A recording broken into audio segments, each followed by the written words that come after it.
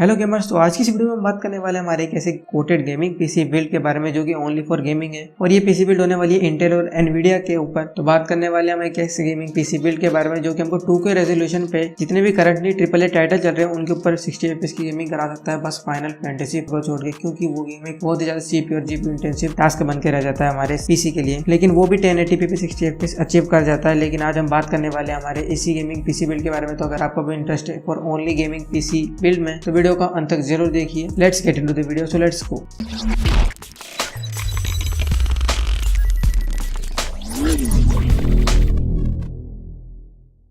तो बात कर लेते हैं हमारे सबसे पहले कंपोनेंट के बारे में। वो है हमारा CPU जो कि इंटेल का i5-9400F है, जो कि हमारा सबसे पहला एक ऐसा CPU था जो कि कान में पड़ने वाला, जो कि बिना इंटीग्रेटेड GPU के साथ आता था। इंटेल की यही एक खास बात थी कि वो अपने CPU हमेशा इंटीग्रेटेड GPU के साथ भेजते थे, जो कि एकदम सबसे घटिया हुआ करते थे। लेकिन उन्होंने इसको छोड़ दिया कि अब भाई हम आज भी नहीं भेजेंगे, हमारी एक ऐसी प्रोसेसर लाइनअप भी होगी जो कि बिना इंटीग्रेटेड GPU के साथ आएगी, जो कि बहुत बड़ा डिसीजन है क्योंकि उनके लिए बहुत सारे ट्रांजिस्टरों की संख्या का एक ब्रैकेट बच गया था। वहाँ पे अपनी मैक्सिमम से मैक्सिमम परफॉर्मेंस इंक्रीज कर सकते हैं उस जगह के ऊपर ट्रांजिस्टर लगा के अपने IPC की। इसी चक्कर में Ryzen 2600 से सबसे ज्यादा पावरफुल है और 2600X के नेक टू नेक आ जाता है इन गेमिंग। बाकी एडिटिंग 400 का ही खेल है, बाकी 2600 के आसपास भी आ जाता है अगर आप एडिटिंग के बारे में बात करें। लेकिन 2600X के ऊपर नहीं आ सकता क्योंकि ये ओवरक्लॉक भी नहीं हो सकता। तो ये भी एक सबसे बड़ा मार्क बन के रह जाता है CPU के लिए कि भाई ये ओवरक्लॉक नहीं हो सकता। बाकी ओवरक्लॉक होने वाला है एक और CPU इंटेल ने निकाला था जो कि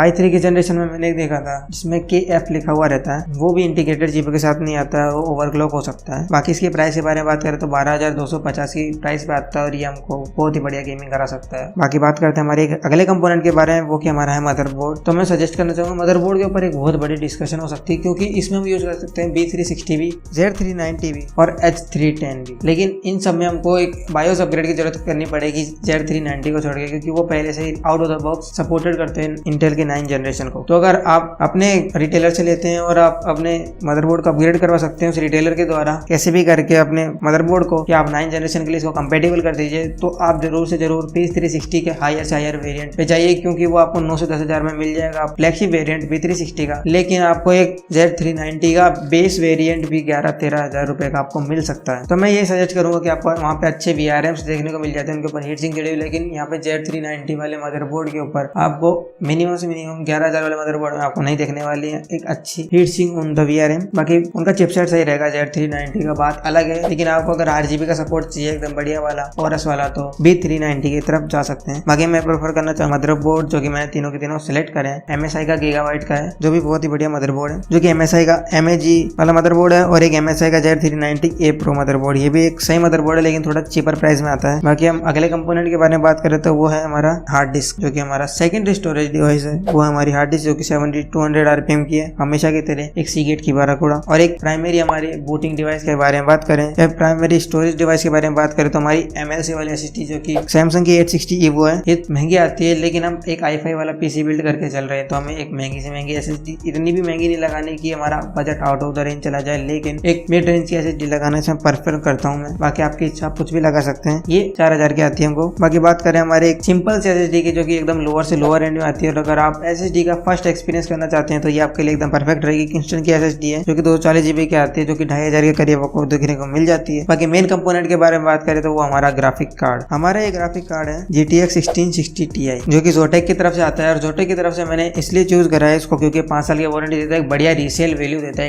एक मान के चले तो। क्योंकि कल को हमारा ग्राफिक कार्ड भी अपग्रेड करते हैं किसी दूसरे ग्राफिक कार्ड से, तो इसको बेच के हम किसी दूसरे कस्टमर को बता सकते हैं भाई अभी भी वारंटी में, तो वो जल्दी लेने को तैयार होता है हायर प्राइस पे भी। तो इस बात को ध्यान में रखते हुए इस ग्राफिक कार्ड को मैंने चुना। तो ये ट्विन फैन वाला 6GB का GDDR6 मेमोरी वाला ग्राफिक कार्ड है, जो कि 12 GB/s की मेमोरी क्लॉक के साथ आता है और 192 बिट के इंटरफेस के साथ आता है। तो ये 1536 CUDA कोर लेके आता है अपने साथ, तो एक बहुत बढ़िया हमको परफॉर्मेंस देखने को मिल जाती है इस पैकेज के अंदर। और ये वाला ही ग्राफिक कार्ड हमको 2K पे 60 FPS अचीव करवाएगा हमारे गेम। तो बात कर लेते हैं हमारे सबसे पहले मेन कंपोनेंट के बारे में, जो कि हमारा IPSU है Corsair का VS660 वाट। लेकिन हमारा PC इतना पावर कंजप्शन नहीं करेगा, लेकिन अगर आप GPU अपग्रेड करते हो तो ये आपकी बहुत काम आने वाली चीज है और एक बढ़िया ब्रांड की तरफ से भी आता है और बढ़िया सर्टिफिकेट। तो बात करते हैं हम ऐसे कंपोनेंट के बारे में जो कि इन सभी पार्ट्स को अपने अंदर संभाल लेगा हुआ हमारा कैबिनेट। तो मैं बात बताना चाहता हूँ कि आजकल के टाइम पे ट्रेंड में ऐसे डबल साइडेड ट्रांसपेरेंट ग्लास वाले कैबिनेट चल रहे हैं, जो कि मेरे को दो ही अच्छे लगे। पहले तो मेरे को कूलर मास्टर का अच्छा लगता था, लेकिन उसकी भी डिजाइन कुछ पुरानी से हो गई थी। लेकिन चिपट्रॉनिक्स का रैप्टर वाला डीप कूल का मैट्रिक्स वाला, चिपट्रॉनिक्स का